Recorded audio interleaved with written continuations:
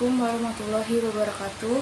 Izin memperkenalkan diri, nama saya Oktalia Vinikasari dengan NPM 2211080214 dari Prodi Bimbingan dan Konseling Pendidikan Islam Angkatan 22. Di sini saya akan menjelaskan tentang dasar-dasar bimbingan dan konseling dalam pendekatan Islam.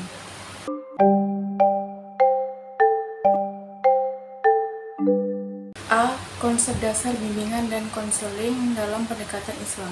Yang pertama ada pengertian bimbingan dan konseling dalam pendekatan Islam, yaitu menurut Syamsul Munir Amin, bimbingan dan konseling pendekatan Islam adalah proses membantu individu dalam menghadapi masalah kehidupan melalui pendekatan psikologis dan spiritual yang berlandaskan Al-Quran dan hadis, dengan tujuan membentuk pribadi yang beriman, bertakwa, dan berakhlak mulia.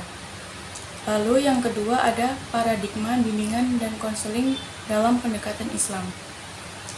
Menurut Anwar Sutoyo, paradigma bimbingan konseling menempatkan konseling sebagai sarana untuk membantu individu kembali kepada fitrah sehingga mampu menjalani kehidupan secara seimbang antara kebutuhan dunia dan akhirat.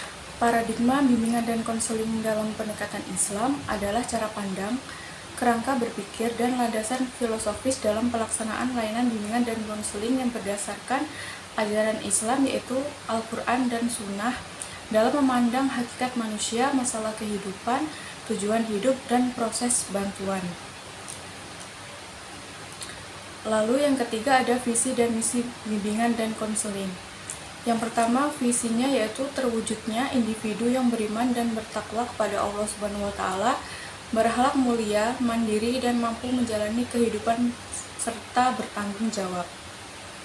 Misinya yaitu yang pertama menanamkan nilai tauhid dalam kehidupan peserta didik, yang kedua mengembangkan potensi fitrah secara optimal, yang ketiga membantu peserta didik menyelesaikan masalah secara islami, yang keempat membentuk kepribadian dan akhlak karimah.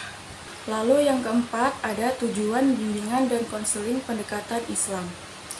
Tujuan bimbingan dan konseling dalam pendekatan Islam yaitu agar membantu individu mengenal dan memahami potensi dirinya, mampu mengambil keputusan sesuai nilai Islam, memiliki kontrol diri dan tanggung jawab moral, serta mencapai kebahagiaan dunia dan akhirat. Yang kelima ada fungsi bimbingan dan konseling dalam pendekatan Islam. Yang pertama ada fungsi preventif, yaitu mencegah munculnya perilaku menyimpang melalui penguatan iman. Yang kedua ada fungsi kuratif atau korektif, yaitu membantu menyelesaikan masalah yang telah terjadi. Lalu yang selanjutnya ada fungsi pengembangan, yaitu mengembangkan potensi akademik, sosial, dan spiritual. Yang terakhir ada fungsi pemeliharaan, yaitu menjaga kondisi mental dan keimanan agar tetap stabil. 6 prinsip-prinsip bimbingan dan konseling dalam pendekatan Islam. Yang pertama berlandaskan tauhid. Prinsip tauhid merupakan fondasi utama dalam bimbingan dan konseling Islam. Seluruh proses bimbingan dan konseling diarahkan untuk menanamkan keyakinan bahwa Allah Subhanahu wa taala adalah satu-satunya Tuhan, sumber pertolongan dan tujuan akhir kehidupan manusia. Dalam prinsip ini, konselor membantu konseli menyadari bahwa setiap permasalahan yang dihadapi merupakan bagian dari ujian dan ketetapan Allah yang harus disikapi dengan kesabaran, ikhtiar, dan tawakal. Yang kedua ada menghargai fitrah dan martabat manusia. Islam memandang manusia sebagai makhluk yang diciptakan dalam keadaan fitrah, yaitu memiliki potensi kebaikan, akal, dan kecenderungan beriman. Oleh karena itu, bimbingan dan konseling Islam menghargai martabat manusia sebagai makhluk yang mulia dan tidak boleh direndahkan atau dihakimi. Lalu yang ketiga mengutamakan akhlak mulia. Akhlak mulia merupakan tujuan sekaligus cara dalam pelaksanaan bimbingan dan konseling Islam. Di sini konselor dituntut untuk menampilkan akhlak terpuji seperti kejujuran, kesabaran, amanah, dan keteladanan dalam setiap proses layanan. Yang keempat, bersifat humanis dan rahmatan lil alamin. Bimbingan dan konseling Islam bersifat humanis, yaitu memanusiakan manusia, menghargai perasaan, kebutuhan, dan kondisi konseli tanpa paksaan atau kekerasan. Prinsip ini sejalan dengan konsep rahmatan lil alamin, yaitu Islam sebagai rahmat bagi seluruh alam. Yang kelima, menyeimbangkan aspek dunia dan akhirat. Prinsip ini menegaskan bahwa tujuan akhir bimbingan dan konseling Islam adalah keseimbangan hidup antara urusan dunia dan akhirat. Konseling tidak hanya membantu individu menyesuaikan diri dengan lingkungan sosial dan akademik, tetapi juga membimbingnya agar tetap berada dalam koridor ketaatan kepada Allah Subhanahu wa Ta'ala. Lalu yang ketujuh, ada asas-asas bimbingan dan konseling. Menurut Prayitno, asas-asas bimbingan dan konseling yaitu yang pertama ada asas kerahasiaan.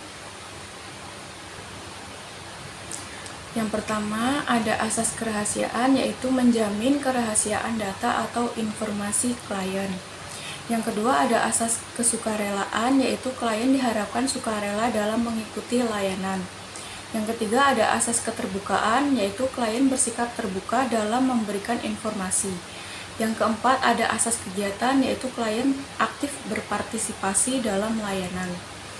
Yang kelima ada asas kemandirian, yaitu bertujuan membuat klien mandiri tidak bergantung pada konselor. Yang keenam ada asas kekinian, yaitu masalah yang dibahas adalah masalah sekarang, bukan masalah lalu. Yang ketujuh ada asas kedinamisan, yaitu layanan menghendaki perubahan yang lebih maju dan dinamis. Yang kedelapan ada asas keterpaduan, yaitu layanan terpadu antara berbagai pihak atau seperti konselor, guru, dan orang tua. Yang kesembilan ada asas keharmonisan, yaitu layanan BK selaras dengan norma agama, hukum, dan sosial. Yang ke-10 ada asas keahlian, yaitu layanan dilakukan oleh tenaga ahli atau konselor yang kompeten. Yang ke-11 asas alih tangan kasus, yaitu mengalihkan kasus kepada pihak yang lebih ahli jika konselor tidak mampu menanganinya. Yang ke-12 asas tutwuri handayani, yaitu layanan BK memberikan rasa aman dan pengayoman. B. Bidang-bidang layanan bimbingan dan konseling dalam pendekatan Islam. Yang pertama ada bidang bimbingan pribadi. Bimbingan pribadi adalah bidang layanan BK yang bertujuan untuk membantu individu memahami, menerima, dan mengembangkan dirinya sebagai makhluk Allah sehingga mampu mengendalikan emosi, sikap, dan perilaku sesuai ajaran Islam. Dalam perspektif Islam, bimbingan pribadi diarahkan pada pembinaan iman, akhlak, dan kontrol diri agar individu mampu menjalani kehidupan secara seimbang dan bertanggung jawab. Tujuannya untuk membantu peserta didik mengenal potensi dan kelemahan dirinya, menumbuhkan keimanan dan ketakwaan, serta membentuk akhlak karimah dan kepribadian Islami. Lalu yang kedua ada bidang bimbingan sosial, yaitu merupakan bidang layanan BK yang membantu individu mengembangkan kemampuan berinteraksi dan berhubungan sosial secara sehat, harmonis, dan sesuai dengan norma agama dan masyarakat.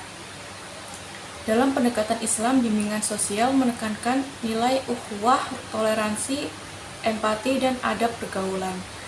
Tujuannya untuk membantu peserta didik berinteraksi secara positif, menumbuhkan sikap saling menghargai dan tolong-menolong, mencegah konflik sosial dan perilaku agresif, serta membentuk perilaku sosial yang berakhlak. Yang ketiga ada bidang bimbingan akademik, yaitu merupakan bidang layanan BK yang membantu peserta didik dalam mengembangkan sikap dan kebiasaan belajar yang efektif, serta mengatasi kesulitan belajar dengan menjadikan belajar sebagai bagian dari ibadah. Tujuannya yaitu meningkatkan motivasi dan disiplin belajar, membantu mengatasi kesulitan belajar. Lalu yang keempat ada bidang bimbingan karir, yaitu bidang layanan BK yang membantu individu memahami potensi diri dan merencanakan masa depan karirnya, secara realistis dan bertanggung jawab sesuai dengan nilai-nilai Islam. Tujuannya yaitu membantu peserta didik mengenali bakat dan minat. Yang kedua, membantu perencanaan karir dan studi lanjut, lalu menanamkan etos kerja Islami dan mengarahkan pilihan karir yang halal dan bermakna. C. Jenis-jenis layanan bimbingan dan konseling dalam pendekatan Islam. Yang pertama ada layanan orientasi, yaitu layanan yang diberikan kepada peserta didik agar mampu mengenal dan memahami lingkungan baru, yaitu seperti sekolah, aturan, program, dan budaya belajar dengan berlandaskan nilai-nilai Islam. Layanan ini sangat penting bagi peserta didik baru agar dapat menyesuaikan diri secara akademik, sosial, dan spiritual.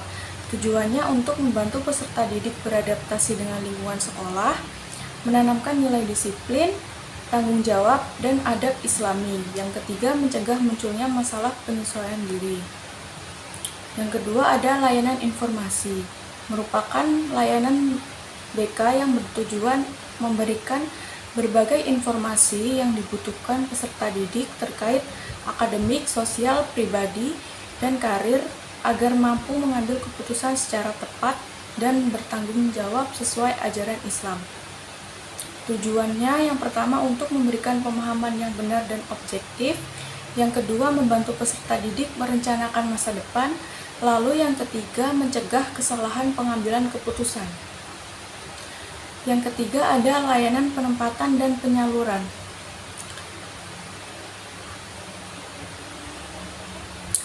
Layanan penempatan dan penyaluran adalah layanan BK yang membantu peserta didik ditempatkan dan disalurkan sesuai dengan bakat, minat, kemampuan, dan potensi fitrahnya, baik dalam kegiatan belajar, ekstrakurikuler, maupun pilihan karir. Tujuannya untuk mengembangkan potensi peserta didik secara optimal, menghindari salah jurusan atau salah penempatan, lalu membantu peserta didik menjalankan amanah sesuai kemampuannya. Yang keempat ada layanan himpunan data. Layanan himpunan data merupakan kegiatan pengumpulan, pengelolaan, dan pemanfaatan data peserta didik yang berkaitan dengan kondisi pribadi, sosial, akademik, dan latar belakang keluarga sebagai dasar pemberian layanan BK.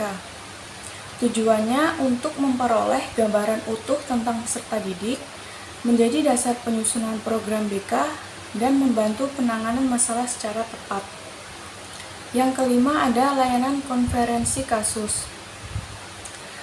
Layanan konferensi kasus ini merupakan layanan BK yang dilakukan melalui musyawarah antara guru BK, wali kelas, guru mata pelajaran, kepala sekolah, dan pihak terkait lainnya untuk membahas dan menyelesaikan permasalahan peserta didik secara bersama-sama.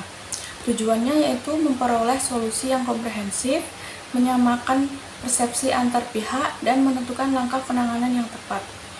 Pengalihan penanganan kasus peserta didik kepada pihak yang lebih kompeten seperti psikolog, psikiater, atau tenaga medis apabila masalah yang dihadapi berada di luar kewenangan konselor sekolah. Tujuannya untuk menjamin peserta didik memperoleh bantuan yang tepat, lalu menghindari kesalahan penanganan, serta sebagai bentuk ikhtiar profesional.